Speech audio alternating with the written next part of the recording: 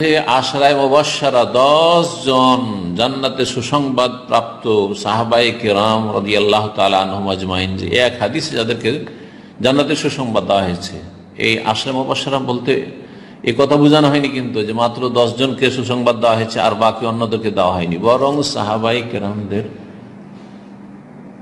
10 জনকে একটি হাদিসে সুসংবাদ দেওয়া হয়েছে। এই জন্য এদেরকে বলা হয় আশারা আল আশারা আল মুবাশশারুনা বিল জান্নাহ আর মুবাশশিরিনা বিল জান্নাহ, জান্নাতে সুসংবাদ প্রাপ্ত 10 জন সাহাবী। 10 জন জান্নাতের নাম সহজে মনে রাখতে পারবেন।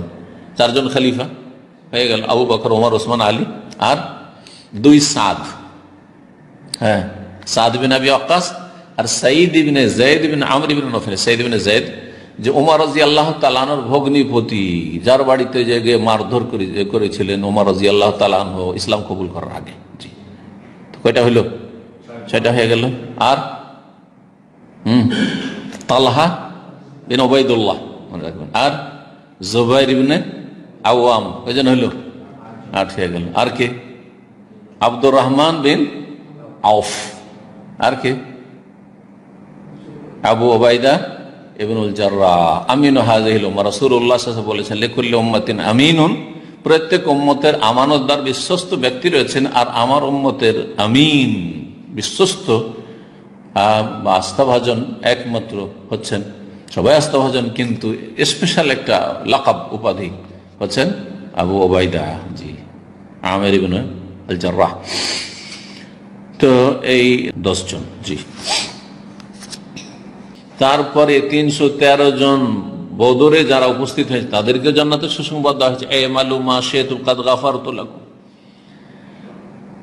যারা খন্দকে হাজির হয়েছেন তাদেরকে জান্নাতের সুসংবাদ দেওয়া হয়েছে খন্দকের যুদ্ধে। যারা হুদায়বিয়ার সন্ধিতে হাজির হয়েছেন 1300-1400 সাহাবী, কেন তাদেরকে জান্নাতের সুসংবাদ দেওয়া হয়েছে। যারা মক্কা বিজয়ের আগে ইসলাম গ্রহণ করেছেন তাদের ফজিলত কথা কোরআনে কারিমে আল্লাহ রাব্বুল বর্ণনা করে সূরা হাদীদে। মক্কা বিজয়ের পরেও যারা ইসলাম গ্রহণ করেছেন এবং আজীবন ঈমানের উপর ছিলেন সাহাবায়ে কেরাম রাদিয়াল্লাহু তাআলা আজমাইন, তাদেরকে আল্লাহ রাব্বুল আলামিন সুসংবাদ দিয়েছেন রাদিয়াল্লাহু আনহুম ওয়া রাদু আনহু। আল্লাহ তাদের উপর রাজি হয়ে গেছেন, তারাও আল্লাহর নিয়ামত পেয়ে সন্তুষ্ট হয়ে যাবে বা হয়ে গেছে। জি হ্যাঁ, ওয়া'আদ্দা লাহুম জান্নাত, এবং তাদের জন্য বহু বাগান বিশিষ্ট জান্নাত তৈরি করেছেন, তাজরি তাহতাহাল আনহার। জি, সুতরাং সাহাবায়ে কেরামরা সবাই জান্নাতি ইনশাআল্লাহ তাআলা, জি, কোরআন এবং সুন্নাহর আলোকে, এবং তারা সবাই হেদায়েত প্রাপ্ত।